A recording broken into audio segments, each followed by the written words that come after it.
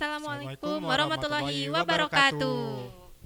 Halo semuanya, sebelumnya nih kita kenalin dulu nih. Perkenalkan, nama saya Mia Nuratina dari SEMA FTEK Uninus. Perkenalkan juga, nama saya Indra Rahman dari Divisi Litbang SEMA FTEK Uninus. Hari ini kita mau ngapain sih, Teh?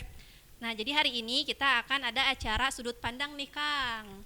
Oh, sudut pandang. Iya. Sudut pandang itu apa sih? Soalnya kan saya baru dengar nih sudut pandang itu, jadi saya belum tahu sudut pandang itu apa. Nah, jadi sudut pandang itu adalah program kerja gitu kan dari SEMA FTEK Uninus yang yang programnya itu untuk mendapatkan ilmu gitu kan di mana saja, kapan saja dan dari siapa saja kayak gitu, Kang. Terus ya bukan hanya dari sekolah saja atau universitas aja gitu kan. Dan harapannya dari program SEMA FTEK ini gitu kan semua mahasiswa itu bisa termotivasi dan tersemangati gitu kan untuk menjalankan kuliahnya gitu kan maupun di masyarakatnya seperti itu, Kang. Untuk pembahasan kali ini kita bakal ngebahas apa sih? Nah, jadi untuk episode kali ini gitu kan, Kang, kita akan ngebahas mengenai perKKN-an nih, Kang. Jadi kita akan nggak hanya ngobrol berdua saja gitu, Kang. Kita akan ditemani oleh 3 orang akang-akang kita kali ini gitu kan, kakak tingkat kali ini yang emang udah pernah KKN gitu, Kang. Oh, berarti kita bakal ngebahas KKN ini ya. Berarti ini tuh bakalan sangat bermanfaat nih buat teman-teman kita, khususnya buat yang semester 6 karena kedepannya kita bakalan langsung menghadapi KKN nih. Ya, Kang, mungkin ya untuk lebih ininya lagi gitu kan supaya nggak basa-basi aja gitu kan, kita langsung aja nih, Kang, kita panggil aja nih akang-akang kita yang akan menemani kita kali ini. Ya.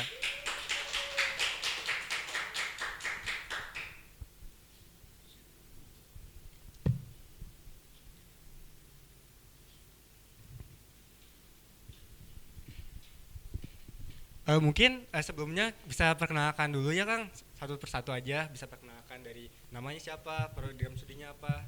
Ya, Kang, sama kesibukannya nih apa nih akang-akang kali ini gitu kan, kesibukan kali ini apa? Siapa dulu nih? Saya dulu, oke. Siap. Kenalin, nama saya Yosep Purama Putra. Saya semester 8 sekarang di Prodi Teknik Industri. Mungkin kesibukan sekarang itu sibuk magang terus nyusun skripsi. Nah, itu intinya. Wah, keren-keren nih, Kang. Lagi nih. Magang di mana nih, Kang? Oh, saya magang di Tangerang harusnya, cuman kebetulan sekarang kan kondisinya lagi nggak baik ya. Jadi untuk sementara online dulu gitu. Iya, Kang, siap. Sip. Wah, mantap, Kang. Oke. lanjut. Siap. Ke siapa? Siapa lagi? Ya, perkenalkan, nama saya Aditya Maipal, semester 7 dari Prodi Informatika. Untuk kesibukan hari ini, waktu-waktu ini paling saya sedang merevisi untuk laporan KP saya yang sebentar lagi akan selesai gitu. Paling untuk segitu saya. Amin, mudah-mudahan cepat selesai ya, Kang. Ya, Dilancarkan insyaallah, semuanya. Ya, paling segitu dari saya. Ya, Kang, baik. Oke, kalau saya sendiri Indrawana Kusuma dari semester 8 Teknik Industri. Kesibukan saya sebenarnya saya kan kelas karyawan, jadi bekerja selama 3 shift, terus nulis laporan KP juga sama seperti Kang Adit ya. Selain itu lagi mulai ngumpulin data untuk TA sebenarnya, gitu aja sih. Wah, semangat ya, Kang, untuk TA-nya, untuk bikin laporan KP-nya gitu ya, Kang ya. Ya. Mungkin sekarang kita kan ada di acara sudut pandang nih, Kang. Nah, kita bakal ngebahas nih tentang KKN. Pasti kan banyak juga nih pengalaman-pengalaman selama KKN. Nah, Akang bisa ceritain nih di sini. Ya, betul, Kang. Akang bisa nge-share-kan gitu kan apa aja sih pengalaman yang didapat sama Akang selama KKN waktu itu, biar mahasiswa yang akan KKN itu bisa termotivasi gitu kan, bisa tersemangati untuk KKN gitu kan. Terus akan menanyain gitu kan gimana sih program KKN itu seperti apa gitu kan, apa aja yang perlu disiapkan KKN seperti itu, Kang. Oke.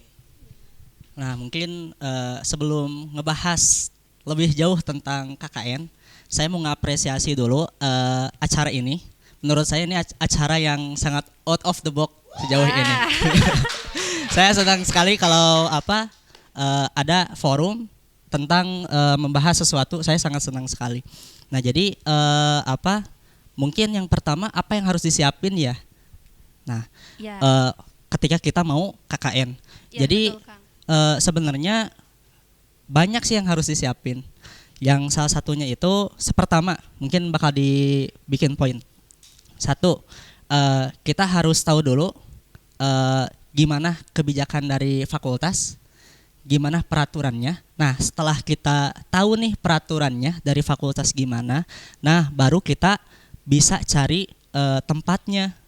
Mungkin untuk kondisi sekarang tempatnya nggak terlalu jauh dari tempat sini. Mungkin kita carinya tempat yang emang bersedia untuk menerima KKN karena nggak sedikit yang menolak karena kondisinya seperti ini. Jadi nggak jarang si KKN-nya itu dilaksanakan secara online seperti itu. Kemudian yang harus dipikirkan lagi setelah jadi alurnya itu tadi kita tahu dulu dari fakultas gimana, peraturannya gimana, sip. Kemudian yang kedua, kita cari tempatnya yang memungkinkan. Kemudian yang ketiga, kita ketika udah dapat tempat, kita kumpulkan informasi sebanyak mungkin dari desa yang mau kita bikin program KKN gitu. Nah, jadi yang paling penting itu cari informasi apa kelebihannya. Kita harus empathize, harus ngasih perhatian apa sih yang dibutuhin oleh masyarakatnya sehingga nanti program kita yang kita bikin nanti sesuai yang dibutuhin oleh masyarakatnya sehingga impactnya itu sangat bermanfaat juga bagi mereka. Seperti itu sih secara garis besar seperti itu. Mungkin dari Kang Indra. Kalau saya sih lebih ke nambahin ya dari Yosep Ya. itu Ya, Kang. dari poin-poin yang Yosep sebutkan kita juga harus perhatikan aspek sumber daya di sana. Sumber daya kita juga diperhatikan. Jadi apa aja sih yang kita punya dan apa aja potensi yang ada di desa itu gitu. Setelah dari situ kita baru tentukan kerangka berpikir cara menentukan program-program KKN itu seperti apa gitu. Dari mulai observasi, kita observasi ke sumber dayanya. Misalnya desa ini penghasil padi. Nah, di sana kita cari apa yang bisa dikembangkan di sana gitu sih. Tapi kalau boleh tahu nih, misal dari Kang Yosep dulu, aku mau nanya, kalau Kang Yosep waktu itu tempat KKN-nya di mana? Oke, kalau kita kebetulan saya sama Indra itu sama satu kelompok. Nah, jadi kemarin itu kelompok kita KKN di Desa Jelegong yang ada di Ranca Ekek. Nah, seperti itu. Gitu sih. Oh iya, oke. Ini 2-1 nih. Ini kalau bola kalah ini. Oh iya juga sih, benar kan. Ya, kalau Kang Adi sendiri di mana? Kalau saya untuk pelaksanaan KKN-nya tuh di Garut, lebih tepatnya di kampung halamannya Pak Ruhyat, dosen elektro. Nah, kita dapat channel di sana tuh kebetulan yang tahun sebelumnya melaksanakan KKN tuh di sana. Kemudian kami terpikir kembali, mungkin kita dapat memberdayakan kembali apa-apa yang sudah dijalankan di sana. Kita berdayakan kembali, terutama yang sudah terlaksana. Kita dikembangkan.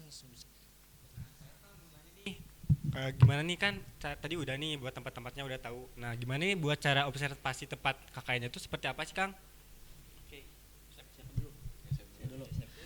Mungkin yang pertama cari teman-teman yang ada di Uninus, kemudian tanyain tempatnya bisa dijadiin tempat KKN nggak? Nah, yang pertama itu jadi cari dulu orang-orang terdekat kita. Kalau misalnya bisa, itu lebih baik. Kenapa? Karena nanti akses kita ke masyarakat bisa jadi gampang gitu. Kalau saya sendiri sih setuju ya dengan Yosep, sama. Jadi cari orang-orang yang terdekat dulu untuk ya di sana kan ada privilege dari orang-orang yang ada di sana gitu. Selain itu kan kalau misalnya kita nyari sendiri kayak gitu kan resikonya di waktu sih, kita ngabisin waktu untuk nyari kayak gitu. Kalau udah dapat dari tempat lokasi yang dari orang-orang terdekat tersebut, kita udah bisa nih melihat gambaran sedikit-sedikitnya kan dari dia lah sumber-sumber informasinya. Oh ini misalnya jalan di sini kayak gini gitu. kita adalah gambaran sedikit lah untuk program-program yang selanjutnya dibentuk gitu. Tahu kondisi lah intinya mah gitu. Ya kalau dari saya mah ya cobalah gitu berinteraksi ke teman-teman angkatan lah, tentunya untuk akan yang mau melaksanakan KKN gitu kan. Kita tanya-tanya nih yang di kampung halaman kamu gimana, bisa gak untuk dilaksanakan KKN di sana gitu kan. Iya, iya. Nah, kita tanya-tanya dulu apa yang jadi kendalanya di sana, terus sumber daya bagaimana. Terus kita juga bisa gitu menyampaikan pendapat kita gitu perihal di kampung halaman kita bagaimana nih, apakah layak atau tidaknya seperti itu. Ya, dari situ. Wah, Iya. berarti emang harus kayak gitu ya Kang. Soalnya kan kalau misalkan kita ada di lingkungan baru nih, pasti kita juga harus mengetahui nih gimana nih lingkungan itu cocoknya buat apa. Terus apa aja sih yang bakalan boleh dilakukan di lingkungan tersebut ya Kang?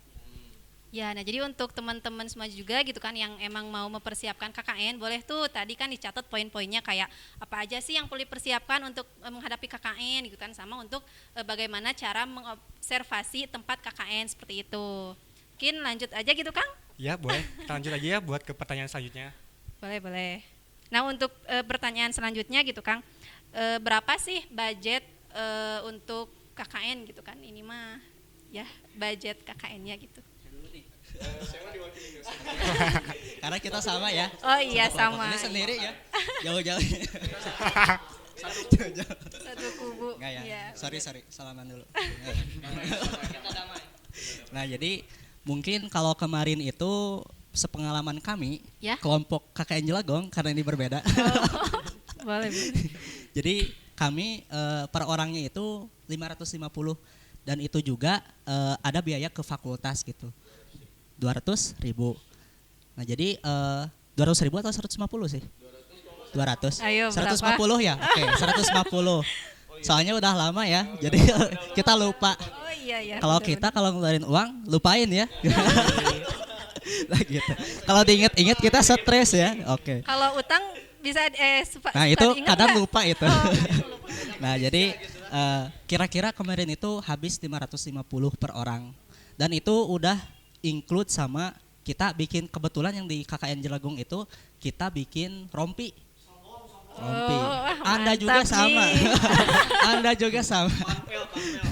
Ya, jadi kita bikin rompi custom gitu. Oh, iya. Jadi kan Mantap. ketika kita terjun ke masyarakat, wah ada KKN, nah gitu. Jadi kelihatan gitu, kontras sama kelompok lain. Ya, jadi masyarakat gitu tuh ya. tahu gitu kan, oh ini mahasiswa KKN nih Nah, gitu ya gitu. kan. Punya ciri khas masing-masing Biasa gitu sih ya.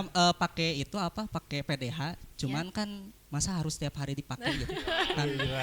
Iya luar sih. biasa. Kok jadi sombong ya gitu. Gak apa-apa Kang. Enggak ya. Nah, jadi 550. Jadi total orang di KKN Jelagong itu sekitar ada 17. Jadi kalau diakumulasiin nih ada sekitar 9 jutaan lah. Dan itu untuk program KKN kita itu 2 minggu. 2 minggu Oh, programnya aja. 2 minggu ya? Karena Oh. kondisi kita kan nggak memungkinkan untuk biasanya sebulan atau lebih gitu. Nah, jadi kita ngambil 2 minggu. Nah, mungkin biaya hidupnya lumayan sih untuk 2 minggu juga ya. 550.000. Nah, itu luar biasa sih untuk kita mahasiswa ya. Oke. Iya. Ya kan Anda Oh, iya. mahasiswa karyawan gitu. Nah, tapi menurut Anda gimana gitu? Kalau saya sendiri sih 500.000. ya worth it lah segitu, worth it lah mesti. Soalnya kita udah dapat rompi, terus ya kita udah bisa ngelaksanin beberapa program kerja ya gitu ya di sana. Terus mau disebutin nih? Boleh dong, boleh Kang. Ya Makannya enak ya kemarin. ya Sep, jangan gitu Sep. Jangan. Ya makanya kalau saya nggak tahu ya kan, mungkin kan karena ini ya seminggu cuma 2 hari gitu ya. Kata saya mah ya enak sih kalau makan mah. Ya kalau untuk hal lain kata saya sih cukup inilah worth it. Soalnya Karena seminggu sekali jadi iya enak aja gitu. Tapi saya dari hari pertama ikutan ya gitu ya, jujur itu sangat inilah mendidik sekali ya untuk kebersamaan, untuk disiplin gitu ya. Terus belajar bersosialisasi dengan warga sekitar itu memang penting ternyata gitu. Seperti dari Kang Yosep, Kang Guntur ya, waktu itu mereka pendekatan dengan RT-nya sangat baik gitu, saya akui itu. Dari sosial seperti itu kita bisa apa ya, tahulah hal-hal yang ada di desa itu, seluk-beluk desa itu seperti apa gitu. Kang Adit gimana? Kalau saya ya sama teman-teman yang di Garut kita ngerembukin gitu sampai menemukan titik temunya kisaran 400.000 ya, soalnya saya lupa gitu berapa, soalnya nanya-nanya 400.000 itu tuh sudah termasuk include sewa mobil sama untuk proker dan ya untuk makan sehari-hari gitu kan. Dan alhamdulillah untuk uang cukup untuk sekitaran segitu ya, paling segitu deh, saya gak banyak sih. Oh, untuk orang-orang di sana kita melaksanakan sekitar ada 19 orang gitu, 19 orang ya, paling banyak sih kalau nggak salah di sana 19 orang gitu. Iya. Nah kan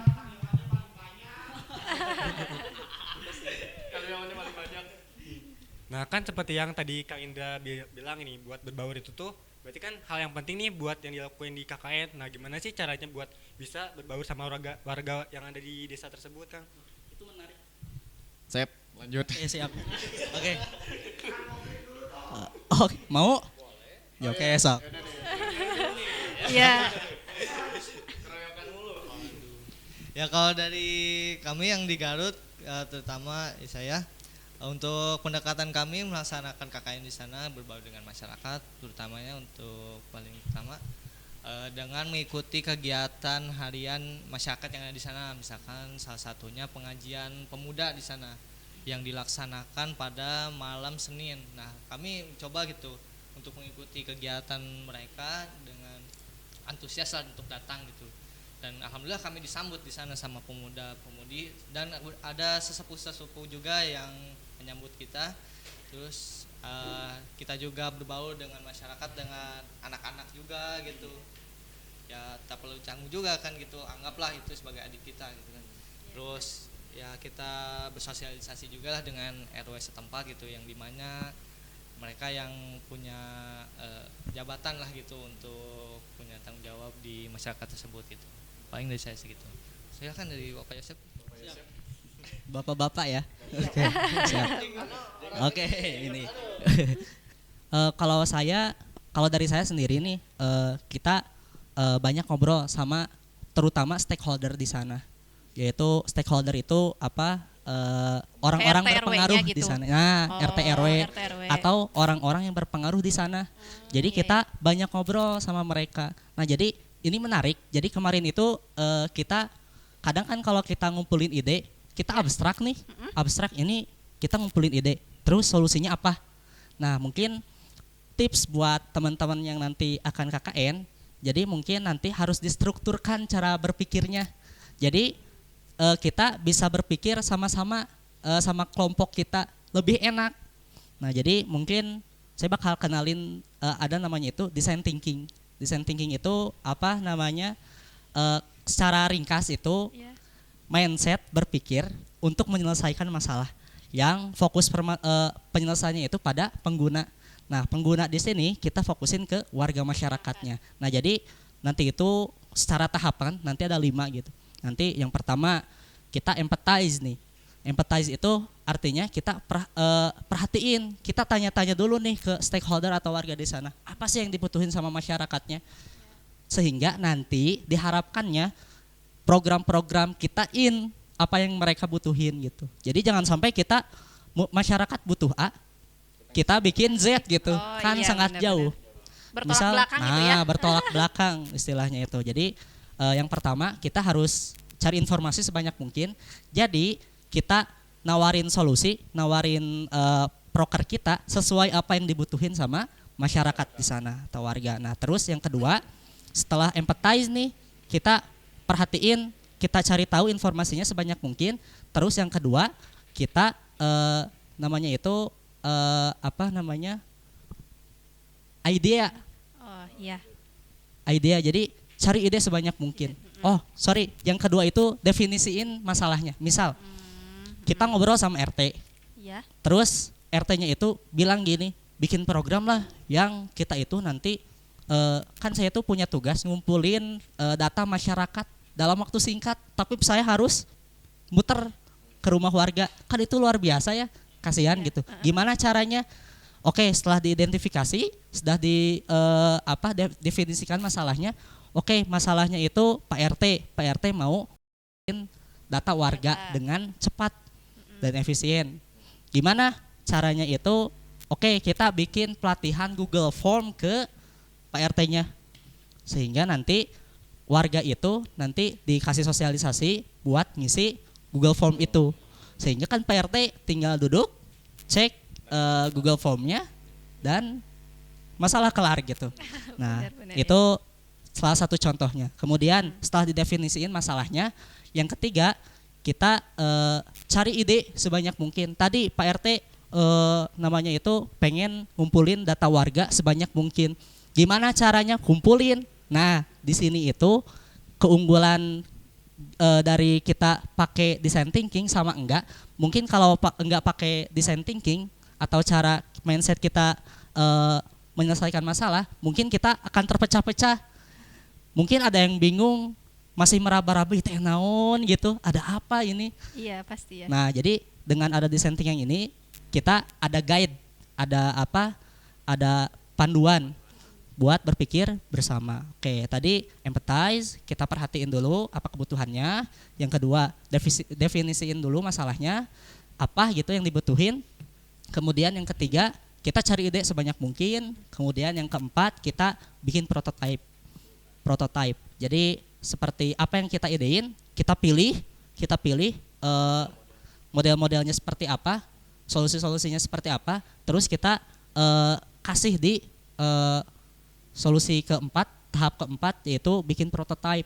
Nah, di tahap prototype ini kita libatin masyarakat. Dalam hal ini tadi kalau tadi masuk ke kasus tadi, kita libatin Pak RT atau Karang Taruna biar bisa bantu Pak RT. Nah, udah gitu, kita yang kelima kita bikin pengujian. Ini bener gak? Bisa membantu Pak RT enggak? Nah, dan prosesnya itu kalau misalnya enggak bisa nih, kita balik lagi ke posisi pertama. Kita lihat dulu masalahnya, kemudian kita teliti lagi, bener gak ini masalahnya? Tanya lagi ke Pak RT, Pak, ini Pak RT udah ngapain aja? Dicari lagi informasinya. Kemudian kita definisikan lagi dan seterusnya sampai kita ketemu solusi yang terbaik. Seperti itu. Wah, mantap ya. Mungkin wah, luar biasa. Sip. Ya, mungkin ada tambahan? Ada tambahan mungkin? Nggak ada. Oke. Kalau tadi kan kata Yosep solusi yang salah satunya tadi buat simulasi pelatihan Google Form. Kalaupun ini kan masyarakat kan nggak semuanya ini nih bisa teknologi, ada yang gaptek juga nih. Jadi nggak bisa kita udah ngasih pelatihan langsung bisa tuh, nggak selalu. Nah, solusi terbaiknya itu kita bisa ngasih hal yang lebih simpel gitu. Contohnya ya udahlah, kalau misalnya nggak ini kita di grup WhatsApp aja deh ngumpulin datanya. Kita buat grup WhatsApp masing-masing kepala keluarga kayak gitu. Gitu cara berpikirnya. Masuk lagi ke tahapan Design thinking. Oh, itu terlalu ribet nih. Iya. Udah Lagi ke grup WhatsApp. nggak bisa kalau misalnya pakai Google Form, soalnya apa? Setiap keluarga belum tentu punya Handphone, ya. gadget. Jadi kembali lagi si solusinya itu udah mungkin semua orang punya WA setiap rumah. Udah kita pakai WA aja. Kalau Google Form mungkin nggak semua orang tahu. Misal nih ada satu rumah dia nggak punya anak muda, tua semua misalnya, itu Iya. gimana? Kan susah. Iya, Nah, benar. mungkin ada solusi lainnya apa? Ya udah, kalau misalnya nggak bisa ngisi sendiri, datang ke rumah saya ke Pak RT, nanti ngisinya di saya, kan bisa gitu sih. Oh, Nah, iya seperti sih, itu. benar ya. Jadi Mungkin, prototipe itu bisa dikembangkan lah intinya. nah, seperti itu. Wah, Mungkin- mantap ya. Mungkin dari Ngadit gimana? Oh, cukup. Oh, cukup. Nah, mungkin kan barusan udah dibilang nih buat tentuin si proker tuh harus yang mana dibutuhin sama warganya. Masyarakat, Nah, seperti gimana? itu. Nah, sekarang saya mau tahu nih untuk prokernya itu apa aja sih, Kang? Kan beda juga kan ya tempatnya, pasti ada perbedaan lah gitu. boleh Kang dijelasin buat proker-prokernya? Aduh, hampir lupa saya. Udah lama ya Kang? Iya. Hampir, belum lupa gitu. Masih ada. Ya, yang pertama paling yang saya ingat ya, yang pertama itu perihal kepemudaan atau seminar kepemudaan yang dimana di sana kita memberdayakan pemuda di sana untuk aktif kembali perihal bagaimana mengelola pemuda-pemuda di sana gitu dengan membentuknya sebuah organisasi yaitu Karang Taruna yang dimana di sana tuh masih belum terberdaya gitu, anak mudanya tuh masih pada nganggur, masih pada bingung, masih sering-sering main gadget di rumah. Maka kami berusaha semaksimal mungkin gitu mengajak mereka supaya lebih aktif untuk meluangkan waktu mereka untuk ke hal-hal positif lah gitu. Terus yang kedua kami laksanakan seminar umum yang dimana ini bersifatnya untuk masyarakat umum lah gitu. Yang dimana di situ ada 3 materi. Yang pertama perihal UMKM yang dimana di sana kan mayoritas petani ya, petani.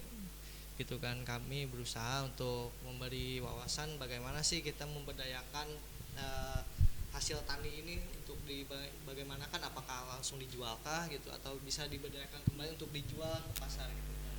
Terus ada yang namanya internet healthy yang dimana memberdayakan internet dengan baik gitu kan, yang dimana kita kan tahu sendirilah gitu, kita menggunakan internet yang asal-asalan gitu kan, yang dimana terlalu membuang-buang waktu juga gitu tanpa memikirkan apa sih dampaknya kita menggunakan internet ini.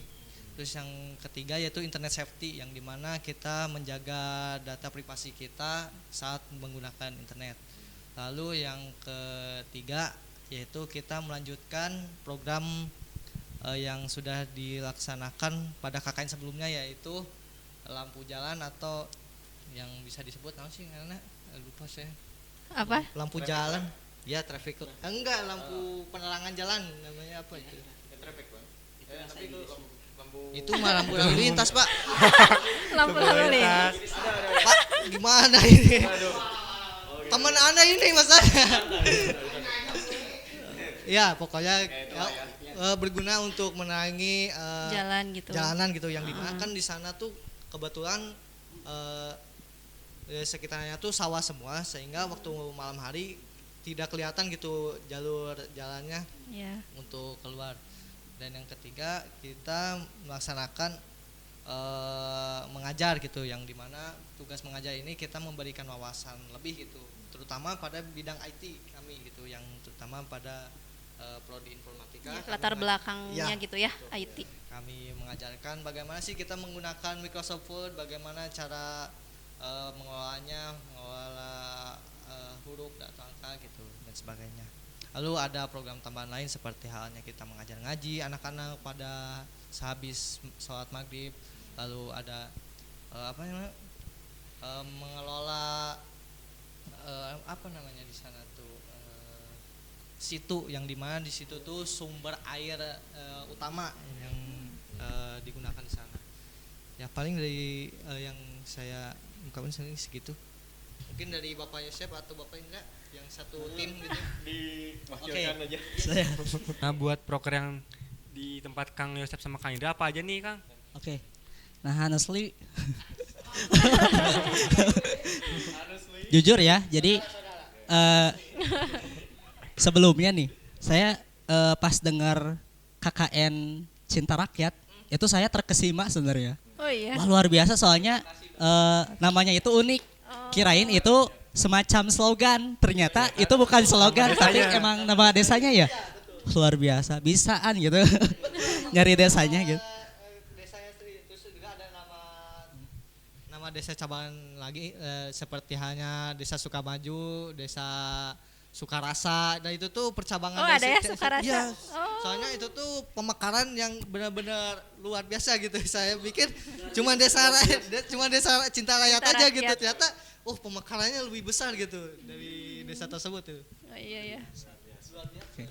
Itu sih saya bagus banget. Nah, oke. Apa kalau di jadi saya terlalu fokus ya, jadi nah jadi oke. Jadi program di saya di KKN Jelagong. Nanti lengkap ya kalau nggak lengkap. Soalnya banyak.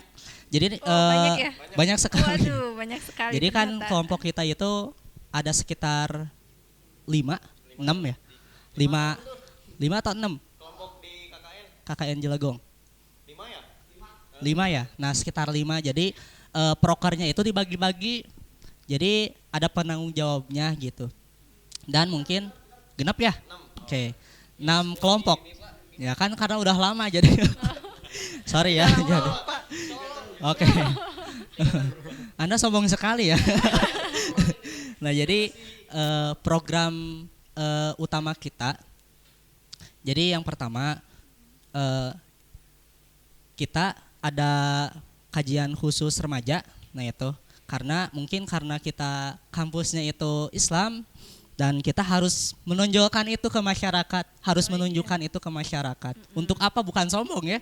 Tapi Bukan sombong ternyata. ini bukan masalah sombong, akan Iya. tetapi untuk meningkatkan kampus kita sebagai kampus Islam. Islam. Nah, Yes. kemudian kita di sana bikin program di sekolah, yaitu kebetulan di Desa Jelagong itu ada 1 SD yang perpustakaannya itu kurang dimanfaatkan.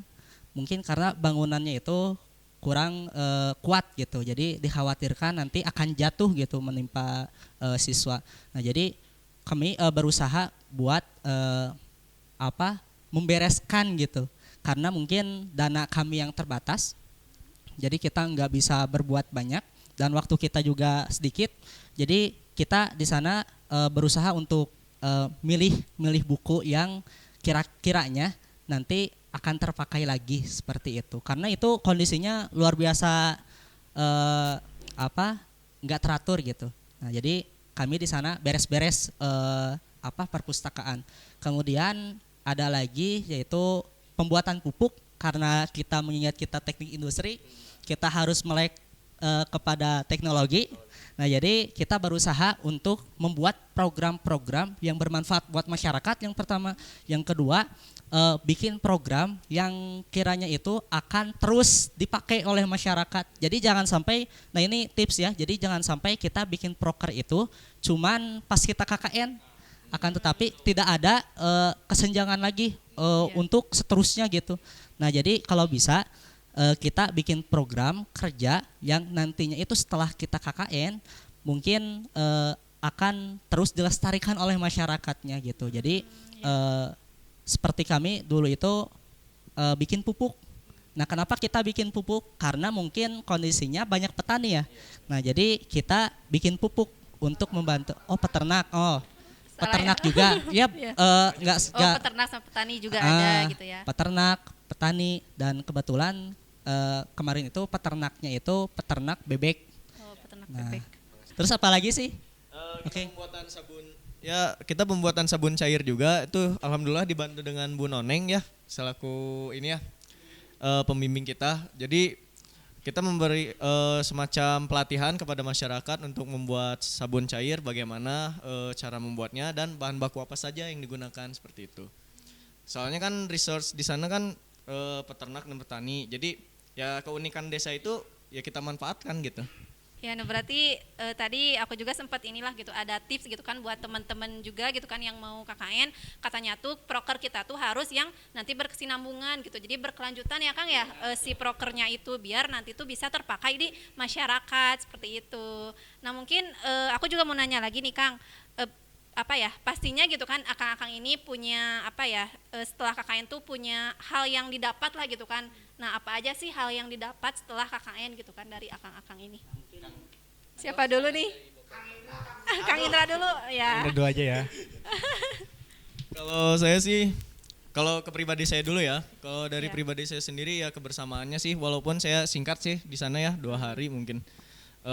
Terus yang keduanya, saya dapat wawasan dari teman-teman. Terus dapat pengalaman gimana sih cara berinteraksi dengan warga-warga desa setempat. Iya. Dari yang tadi program membantu membangun gedung sekretariat. Nah, itu sih kalau dari saya sendiri. Dari Kang Yosep mungkin yang lebih lama di sana. Ya, kalau menurut saya banyak sih challenge dan salah satu challenge-nya itu adalah mengaktifkan orang yang nggak aktif. Jadi kan Gimana kadang tuh caranya? ada teman kita yang mungkin kesehariannya itu nggak aktif bersosialisasi. Akan tetapi, nah di masyarakat itu mau nggak mau harus aktif. Karena apa? Waktu kita terbatas dan kita tujuannya ke sana itu untuk memberikan program ke masyarakat yang intinya itu harus berinteraksi sama masyarakat. Nah itu sih challenge-nya gitu. Challenge-nya itu kita harus lebih effort lagi ke masyarakat seperti apa gitu. Kemudian harus lebih perhatian. Nah itu sih. Jadi mungkin sebagai mahasiswa, mungkin ini itu adalah miniatur ya. Miniatur kehidupan gitu. Nah, jadi kita belajar gitu untuk membangun sesuatu, dan pelajarannya itu membangun sesuatu itu nggak mudah, dan membangun sesuatu itu nggak bisa sendiri. Nah, itu sih yang Iya, paling penting. betul. Jadi kita sebisa mungkin harus kerjasama sama yang lain, sama anggota yang lain, karena mungkin kalau kita nih analoginya itu membangun rumah itu nggak bisa sendiri kan. Kita ngebangun rumah itu harus bareng-bareng. Kalau Iya misalnya dong. sendiri bisa nggak? Bisa sih, cuman lama. Masa sih kita? Nah, biaya juga bakal melambung tinggi ya. Nah, jadi harus, Bener banget ya. nah jadi emang harus bareng-bareng. Nah itu, jadi kebersamaan itu yang paling penting dalam KKN. Nah seperti itu. Jadi lihat potensi orang yang sebenarnya itu kita nggak pernah ngobrol.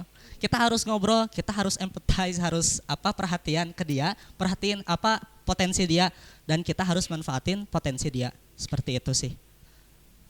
Oke, Mantap sudah. ya Kang. Mantap Bapak Yosef memang. Anda ketuanya. Bukan. Bukan. Oh, Kok tidak menggambarkan ya Anda ya? Sumpah Anda cocok jadi ketua seharusnya ya. Saya mendukung Anda.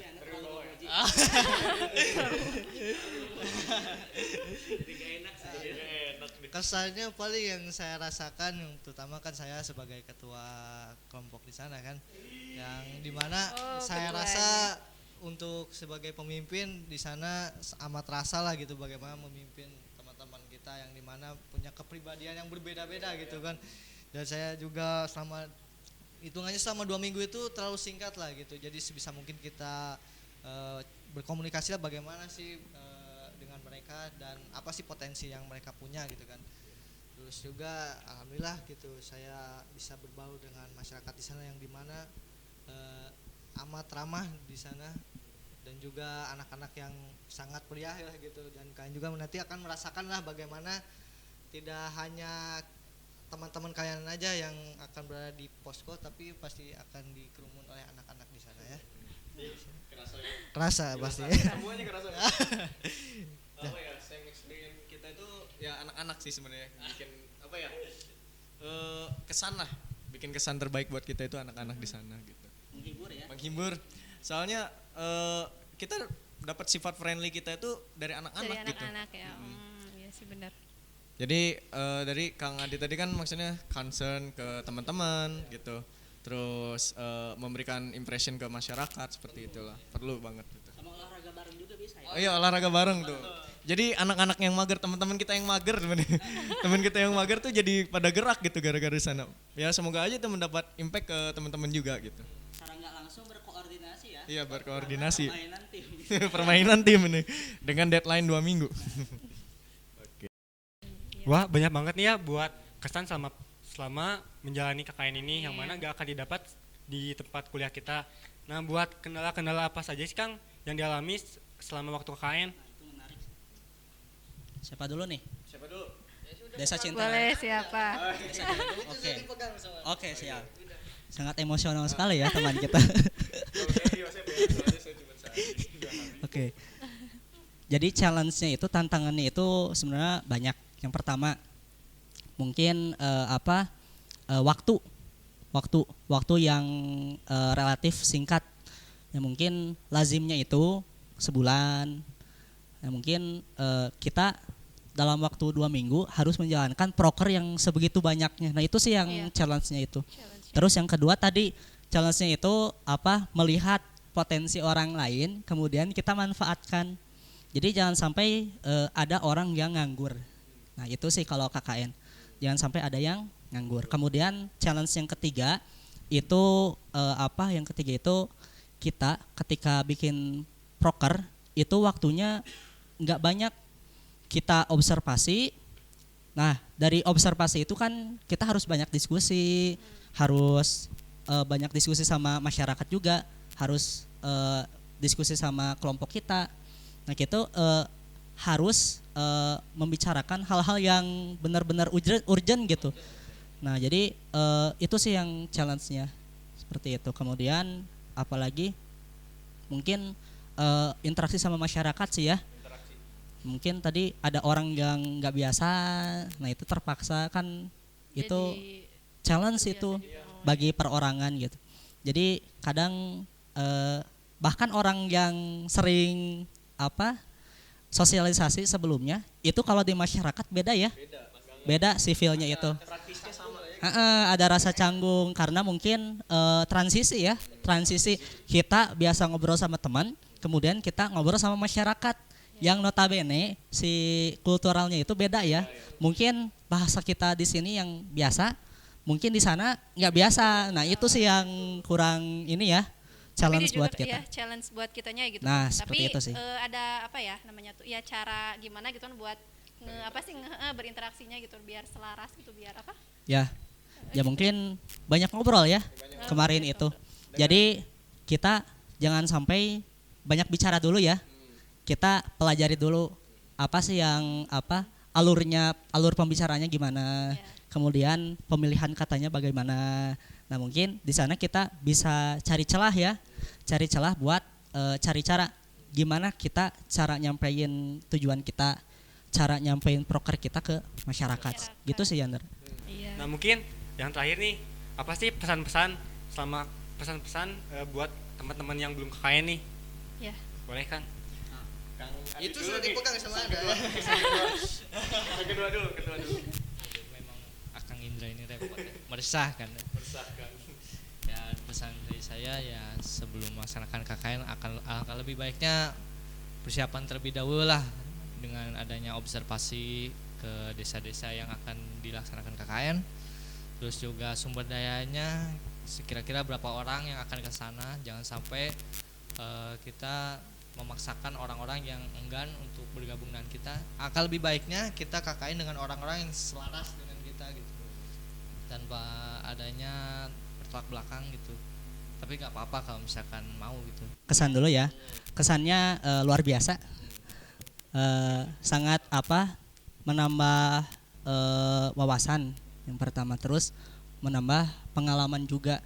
Karena mungkin ada ilmu yang nggak bisa kita dapat di kelas dan kita bisa dapat di sana, yaitu interaksi dengan masyarakat itu sih. Kemudian problem solving yang paling penting sih, mungkin itu kesannya.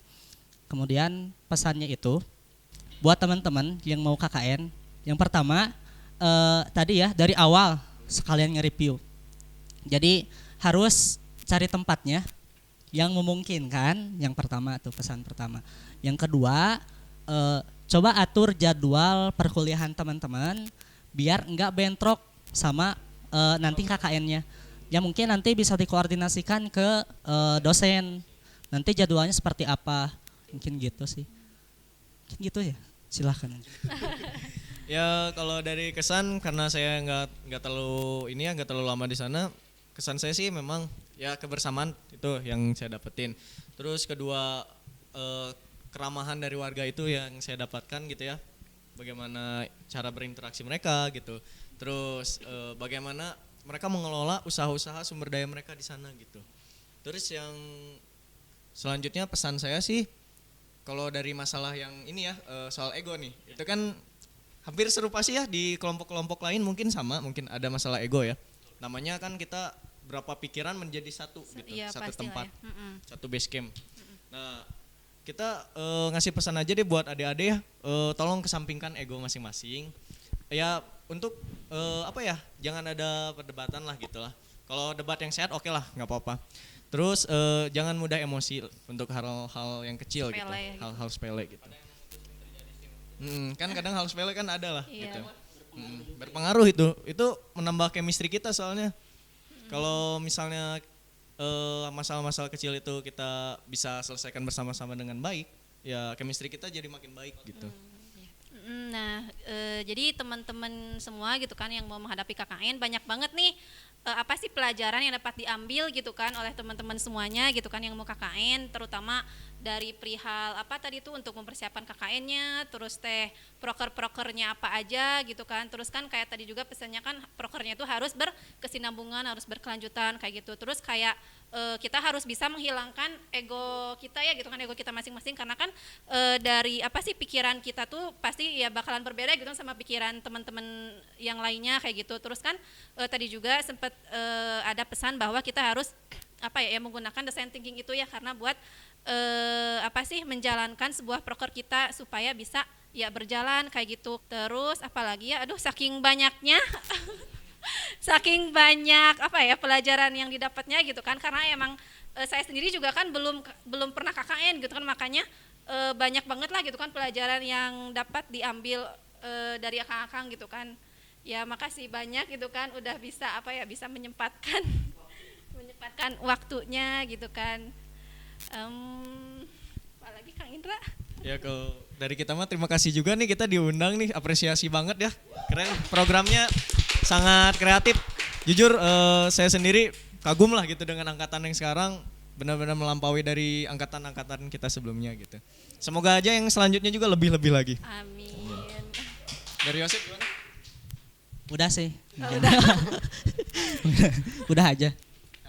Kang Adit Hatur ada nuhun. lagi. Oh, hatur nuhun. Ya, sami-sami. Mungkin dicukupkan buat episode kali ini. Terima kasih juga kepada semua teman-teman yang udah nonton. Wassalamualaikum warahmatullahi wabarakatuh. Ya, sampai jumpa.